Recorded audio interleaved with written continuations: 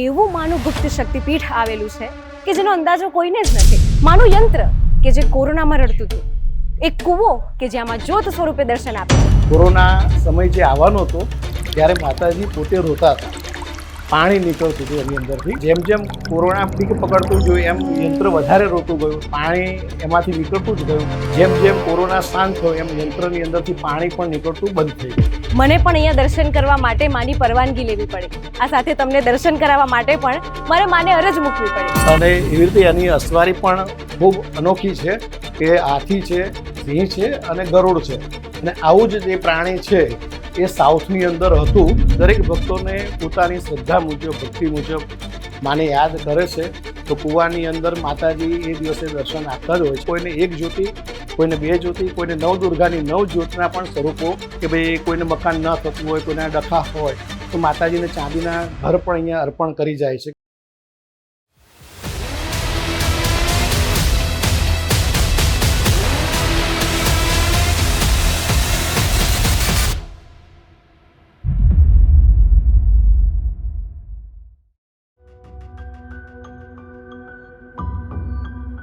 જૂનું અમદાવાદ એટલે એકદમ ભરચક એરિયા, કેટલો બધો અવાજ.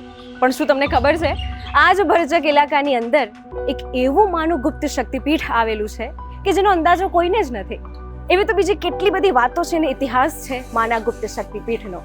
ચાલો વીટીવી વિસ્મયના આજના એપિસોડમાં તમને આજનું વિસ્મય મંદિર બતાવું.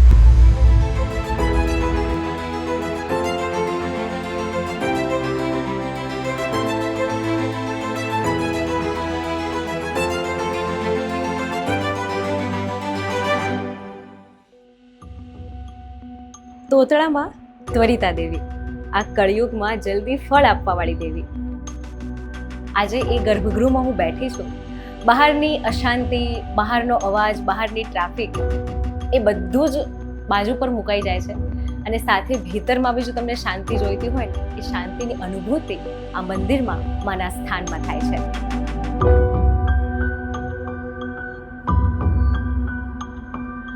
આ એ જ કૂવો છે કે જેમાં જ્યોત સ્વરૂપે દર્શન આપે છે. અને આજે પણ નવરાત્રિમાં આઠમના દિવસે જ્યારે પલ્લી ભરાય છે ત્યારે પણ ઘણા ભક્તોની એવી અનુભૂતિ છે કે જ્યોત સ્વરૂપે માને દર્શન જે છે આ કૂવાની અંદર તેમને થાય છે. તોતળા માતાજી, આ માતાજીનો ઉલ્લેખ અગ્નિપુરાણ, આપણા જે 18 પુરાણો છે એમાં અગ્નિપુરાણની અંદર ઉલ્લેખ છે.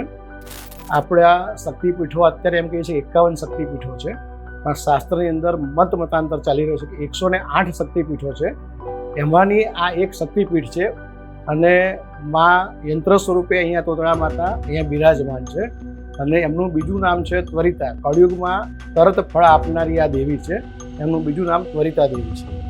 માતાજી આજથી 701 વર્ષ પહેલાં આપણે દરેક જણને જાણીએ છીએ, સનાતન ધર્મની ઉપર બહુ જ આક્રમકોએ હુમલાઓ કરેલા. આ માતાજી સાઉથમાંથી દક્ષિણ કન્યાકુમારી અને મદુરાઈની વચ્ચે નંગુનેરી ગામ છે. ત્યાં તોતાદરી પર્વત છે. પર્વત ઉપર માતાજીના બેસણા હતા. ત્યાં યવનોએ માતાજીના મંદિર ઉપર હુમલો કરતો, મંદિરનો નાશ કર્યો. ત્યાંના બ્રાહ્મણે, પૂજારીએ માતાજીનું યંત્ર જંગલની અંદર સંતાડી દીધું અને માતાજીને આવી ત્યાંથી લુપ્ત કર્યા. આ યંત્ર કઠિયારાના હાથમાં આવ્યું. કઠિયારો લાકડા સાથે વેપાર ધંધા કરતાં કરતાં આ ગુજરાતની અંદર આવ્યો. અને આ કાશી પારેખ પરિવાર, લીલાવતીબેન અંબાલાલ કાશી પારેખના ત્યાં લાકડા મંગાવવામાં આવેલા. અને એ લાકડાના ભારાની અંદર આ માતાજી આવી ગયેલા. અને આ કૂવો જે છે, બહાર મંદિરની બહાર કૂવો બતાવેલો છે, એ કૂવા ઉપર એ 3 માતાજીના યંત્રના ભાગ ત્યાં મૂકી અને જતો રહ્યો. કાળક્રમે કૂવાની અંદરથી પાણી એ લેવાનું એમને થયેલું સવારની પહોરની અંદર. એટલે માતાજીનું પાણી, એ ઠાકોરજીની સેવા એમના ઘરમાં હતી એટલે સેવાનું પાણી લેવા ગયા. એટલે એમાંથી અવાજ આવ્યો કે ભાઈ મને ઠંડી વાય છે, મને બહાર કાઢો. એટલે એમને પૂછ્યું કે ભાઈ કોણ છો તમે? કોઈ ભૂત છો, પ્રેત છો, વંતર છો, ડાકીણી છો કે કોઈ માતાજી છો? એટલે માતાજી એવું કીધું કે હું તોતળા માતા છું, તારી ઉપર પ્રસન્ન થઈ છું, મને તારા ઘરે આવું છે, તું મને લઈ જા. તો તમને કેવી રીતે બહાર કાઢું? કે તું ડોલ આવવા દે, હું અંદર સ્વયં બેસીને આવી જઈશ. પણ કૂવાની અંદર ડોલ જવા દીધી અને માતાજીનો જે યંત્રનો જે ભાગ હતો એ એની અંદર આવી ગયો. એ ઘરે લઈ ગયા. પૂજા વિધિ અર્ચના બધું કરતા થયા. થોડાક સમય પછી પાછું સ્વપ્ન આવ્યું કે તારા બીજા ઘરની અંદર લાકડા જે ભર્યા છે એ રૂમમાં હું, મારો બીજો ભાગ છે એ તું એમાંથી બહાર કાઢ.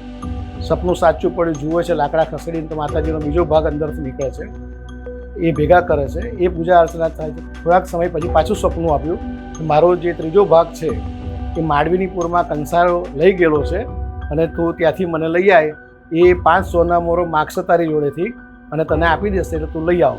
તો જે વડીલો હતા એ 5 સોના મોરો લઈને જ ગયેલા અને એવું જ થયું. માતાજીએ જે કીધેલું એ પ્રમાણે એ કંસારાએ 5 સોના મોરો માગી એ જમાનામાં કે કંઈક આમાં તથ્ય છે એટલે માગી સોના મોરો, અને સોના મોરો એ આપી અને માતાજીનો ત્રીજો ભાગ અહીંયા આવી ગયો. કાળક્રમે માતાજીના 3 ભાગ અહીંયા અમારી પાસે આવી ગયા અને પૂજા અર્ચના વિધિ અહીંયા ચાલુ થઈ. માતાજીનું સ્થાપન કર્યું અને વર્ષો પછી જે માતાજીની પ્રતિષ્ઠા પણ કરવામાં આવી અને કાશીથી બ્રાહ્મણો બોલાવી અને પ્રતિષ્ઠા કરી. એમ કહેવામાં આવ્યું કે આ તો ખંડિત યંત્ર છે, આની પૂજા ના થાય, આને પધરાવી દેવું પડે. ત્યારે માતાજીએ અવાજ કર્યો અને કીધું કે ભાઈ મને કોઈ પધરાવતા નહીં, આ હું સ્વયંભૂ છું અને હું ખંડિત નથી. ભલે બ્રાહ્મણો કે તમને એવું લાગે તો આની ઉપર બીજું રજતનું યંત્ર બનાવી અને મૂકો, પણ મને પધરાવશો નહીં. એટલે એવી રીતે માતાજીના બેસણા 700 વર્ષથી અહીંયા તોતરાજીની પોળમાં કાલુપુર અંદર અજામતાની પોળની અંદર બિરાજમાન છે. અને આ મેન શક્તિપીઠ છે તોતરા માતાની. આ આપણે 108 કહીએ છીએ, એમાંની એક આ શક્તિપીઠ ગુપ્ત છે. એ જે માતાજીનું યંત્ર છે એ અતિ ગુપ્ત છે અને કાશી પારેખ પરિવાર અને અમારો પરિવાર આ 2 જ પૂજા એને કરી શકે છે, એને જોઈ શકે છે, બીજા કોઈ દેખી શકતા નથી. એ યંત્રની પૂજા રોજ થાય છે અને અષ્ટમીના દિવસે તો ખાસ વિશેષ પૂજા માતાજીની બધી હોય છે અને એ પૂજાઓ બધા ક્રમ મુજબ થતી હોય છે. એ યંત્ર સખત રોતું હતું. કોરોના સમય જે આવવાનો હતો ત્યારે માતાજી પોતે રોતા હતા, પાણી નીકળતું હતું એની અંદરથી. એટલે આમ આપણને ખબર ના પડી કે આમ એવું લાગતું કે ભાઈ માતાજી કૂવામાંથી જળમાંથી નીકળ્યા છે એટલે એના હિસાબે આવું થતું હશે એવું અમને લાગ્યું. પછી જેમ જેમ કોરોના પીક પકડતું ગયું એમ યંત્ર વધારે રોતું ગયું, પાણી એમાંથી નીકળતું જ ગયું. એટલે એમ ખબર પડી કે માતાજી પોતે રોવે છે અને કંઈક એમના બાળકો બધા જવાના હશે એટલે એક એધાણી આપતા કે ભાઈ આ કોરોના આવી રહ્યો છે અને પિકઅપ પકડીએ છે એટલે વધારે રોતું ગયું અને યંત્રની અંદરથી પાણી વધારે નીકળતું ગયું. જેમ જેમ કોરોના શાંત થયો એમ યંત્રની અંદરથી પાણી પણ નીકળતું બંધ થઈ ગયું. માતાજી આપણે અત્યારે દર્શન કરી રહ્યા છે. અંદર ગુપ્ત યંત્ર પાછળ બિરાજમાન છે ગોખમાં અને માતાજીનો શણગાર કરેલો છે અને આ સિંહની સવારી છે. મૂળ વસ્તુ સિંહ એટલે હાથી, સિંહ અને ગરુડ 3 સ્વરૂપ ભેગા છે. માતાજીના એમ 3 પણ ભાગ છે. એટલે એમ કહે છે મહાકાળી, મહાલક્ષ્મી, મહાસરસ્વતી, ત્રિગુણાત્મિકા, તોતળા ભવાની. એવું પણ અમે લોકો બાપ દાદાઓ કહેતા હતા કે 3 સ્વરૂપ ભેગું થઈ તોતળા માતાનું સ્વરૂપ છે. અને એવી રીતે એની અસવારી પણ ખૂબ અનોખી છે કે હાથી છે, સિંહ છે અને ગરુડ છે. અને આવું જ જે પ્રાણી છે એ સાઉથની અંદર હતું. જેમ આપણે ડાયનાસોર્સની પણ વાતો કરીએ છીએ, એના ઈંડા મળે છે કે આમ છે, તો એવું આ પ્રાણી પણ આપણા સાઉથની અંદર એ હતું જ. એવા પણ બધા ઉલ્લેખો આપણને શિલ્પશાસ્ત્રની અંદર મળે છે. માતાજી સાથે આપણા મંદિરની અંદર એવી અવલૌકિક ગણપતિ દાદાની મૂર્તિ છે, એ સિદ્ધિ વિનાયક છે. ગણપતિ દાદાના ડાભા પલાઠીની અંદર સિદ્ધિ એટલે એક જ પત્ની બિરાજમાન છે. દરેક મંદિરોમાં તમે જોશો તો માતાજીની 2 મૂર્તિઓ હોય છે, રિદ્ધિ અને સિદ્ધિ. બુદ્ધિ સિદ્ધિ સહિત વિનાયક એમ કહેવાય છે, પણ અહીંયા સિદ્ધિ એક જ છે. આવી એક બીજી મૂર્તિ પાકિસ્તાનની અંદર છે. અહીંયા પંચધાતુની છે અને પાકિસ્તાનમાં એ પાષાણની મૂર્તિ છે. આપણે દરેક મંદિરની અંદર દર્શન કરતા હોઈએ છીએ કે માતાજીની જોડે અખંડ જ્યોત બળતી હોય છે. અહીંયા પણ અખંડ જ્યોત બળે જ છે. 700 વર્ષથી ચોખ્ખાગીરની અંદર પણ દર્શન કરાવવામાં આવતા નથી. જે દિવસે માતાજીની અષ્ટમી હોય છે, સાતમની ઉપર રાત્રિ રહેતી હોય, આઠમ, એ દિવસે અમારે આઠમ થતી હોય છે. ત્યારે પલ્લી ભરાય છે. માતાજીનો નૈવેદ્ય ખીચડાનો થતો હોય છે. પલ્લી લીલા વાંસની પલ્લી બનાવવામાં આવે છે, છાપ બનાવવામાં આવે છે. એની અંદર નૈવેદ્ય બધું ભરવામાં આવે છે અને એની અંદર જે અખંડ જ્યોત અહીંયા બળે છે 700 વર્ષથી, એમાંથી જ્યોત લઈ માતાજીને આહવાન કરવામાં આવે છે કે દરેક એમની બહેનો સાથે આ પલ્લીની અંદર બિરાજમાન થાવ. અને જોડે વીર મહારાજ પણ બિરાજમાન થાય છે. 5 બહેનો અને વીર મહારાજ છઠ્ઠા એમ બિરાજે છે. અને એ જ્યોતિ સ્વરૂપે મંદિરની બહાર નીકળે છે, પોળની અંદર નગરયાત્રા કરવા નીકળે છે. દરેક ભાવિક ભક્તોને એ દર્શન આપવા માટે નીકળે છે, દરેકની મનોકામના પૂર્ણ કરવા માટે નીકળે છે. એ દિવસે દરેક ભક્તો આવે છે, પોતાના કઈ જાતના કળિયુગની અંદર દુઃખો હોય છે એ માતાજીને રજૂઆત કરે છે, પ્રાર્થના કરે છે કે એમાં અમારું આ કામ છે તો આ કળિયુગની દેવી છે, ત્વરિતા દેવી, તરત ફળ આપનારી. એટલે એની પાસે પ્રાર્થનાઓ કરવા આવે છે અને દર્શન કરે છે. એ જ્યોતિના દર્શન કરે છે. એ દિવસે જ્યોતિ સ્વરૂપે માં બહાર આવે છે. અસલ સ્થાનક જે એમનું છે ત્યાં પણ માતાજી જાય છે અને પછી નિજ મંદિરે પાછા આવે છે. આવ્યા પછી જે પ્રસાદ હોય છે ખીચડાનો એ વહેંચવામાં આવે છે. જ્યોતિ સ્વરૂપે માતાજીના પગ એની ઉપર પડ્યા છે, ચરણ, એટલે આ પ્રસાદ ખાવામાં આવતો નથી. રાંધેલો પ્રસાદ હોવા છતાં પણ એ માતાજીનું સ્વરૂપ મનાય છે. દરેક ભક્તો પોતાના ઘેર લઈ જાય છે, સૂકવે છે, અત્તરનું કુંગળું કરી એની અંદર મૂકે છે અને માને પોતાના ઘરે રાખે છે, પ્રાર્થના કરે છે. કંઈ પણ મનોકામના હોય, કોઈક દુઃખ દારિદ્ર હોય કે આદિ વ્યાધિ હોય, ઉપાધિ હોય, એ માતાજીનું સ્વરૂપ ઘરે લઈ જવાથી બધું એમનું દૂર થતું હોય છે અને બધી માતાજી એમની મનોકામનાઓ પૂર્ણ કરતા હોય છે. એવો આ પ્રસાદનો મહિમા છે. જે કૂવામાં જ્યોત સ્વરૂપે દર્શન આપે છે એ કૂવો અત્યારે હાલ ખાલી છે, પણ જ્યારે જળયાત્રા નીકળે છે 700 વર્ષ જૂના એ જ કળશમાં અને પધરામણી થાય છે ત્યારે નવરાત્રિની 8મ સુધી તો કૂવો છલકાતો હોય છે અને ત્યાં જ માં જ્યોત સ્વરૂપે એ કૂવામાં દર્શન આપે છે. દરેક ભક્તોને પોતાની શ્રદ્ધા મુજબ, ભક્તિ મુજબ માને યાદ કરે છે તો કૂવાની અંદર માતાજી એ દિવસે દર્શન આપતા જ હોય છે. પલ્લી ભરાયા પછી કૂવા ઉપર જાય છે, કૂવા ઉપર વિધિ વિધાન થાય છે, ત્યાં આરતી થાય છે અને ત્યાં ખંડ મુકાય છે. જે પરંપરા મુજબ જે વસા પરિવારો હોય છે એ ખંડ લે છે. એ પત્યા પછી જ ભક્તોને કૂવા ઉપર દર્શન કરવા જવા માટે સ્વયંસેવકો જવા દે છે. એ ત્યારે બધા એ કૂવાની અંદર દર્શન કરી શકે છે. કોઈને 1 જ્યોતિ, કોઈને 2 જ્યોતિ, કોઈને 9 દુર્ગાની 9 જ્યોતના પણ સ્વરૂપો થતા હોય છે. નાના બાળકો પણ દર્શન કરી શકતા હોય છે, પણ ધ્યાન રાખવું પડે.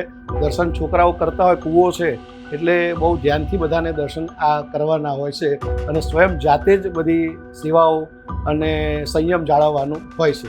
અહીં માતાજીનું નામ છે તોતળા, એટલે વાણીની દેવી છે. એટલે કોઈ પણ પ્રકારનું લોકોને બોલવાની તકલીફ પડતી હોય, શબ્દ ફેર થતો હોય, અચકાતા હોય, નાના બાળકો હોય તો દરેક માતા પિતાને એવું થાય કે મારા છોકરો સરસ થ્રુઆઉટ બોલે, એટલે અહીંયા એવી માનતા રાખવા આવતા હોય છે. માતાજીને ઘંટ ચડાવે છે, ચાંદીની જીભ ચડાવે છે અને ખાવાના બોર પણ ચડાવે છે. પોતપોતાની શક્તિ મુજબ અહીંયા બાધા રાખે છે જાતે અને દરેક જણની બાધા પૂર્ણ થાય એટલે એ બાધા પૂર્ણ કરવા આવે છે અને 8મની પલ્લીના દર્શન કરવાનું એ દિવસનો બહુ મહિમા હોય છે. એટલે એ પણ એ લોકો આવતા હોય છે. બીજી વસ્તુ એવી છે કે કોઈના મકાનોના પણ પ્રોબ્લેમો હોય કે ભાઈ કોઈને મકાન ન થતું હોય, કોઈના ડખા હોય તો માતાજીને ચાંદીના ઘર પણ અહીંયા અર્પણ કરી જાય છે કે ભાઈ અમારું આ મકાનનું કામ પૂર્ણ થશે તો અમે મકાન ચડાવી જઈશું કે અમે અહીંયા ઘી પધરાવી જઈશું અખંડ દીવામાં. કોઈનું ડાયરેક્ટ તો કોઈને પલ્લીમાં ઘી પધરાવા દેતા નથી, પણ એક તપેલી વાસણ મૂકવામાં આવે છે એમાં એ લોકો બધા પધરાવી જાય છે. એવી દરેકની પોતપોતાની મનોકામના જાતે રાખે છે અને મા પૂર્ણ કરતા હોય છે. તો માનો તો જે આપણો અનુભવ છે એ કોઈની જોડે શેર તો કરાય જ નહીં, પણ અનેરો છે એની સેવા પૂજા અને અર્ચના કરતાં જે આનંદ થાય છે અને એવા અમને તો અનુભવો થયેલા છે માતાજીના ચમત્કારના. માતાએ જીવનની અંદર અમારી ઉપર એટલા બધા આશીષો વર્તાવેલા છે, એટલી કૃપા વર્તાવી છે કે અમે કોઈને કહી શકતા નથી. માના ગર્ભગૃહ પાસે હું ઊભી છું.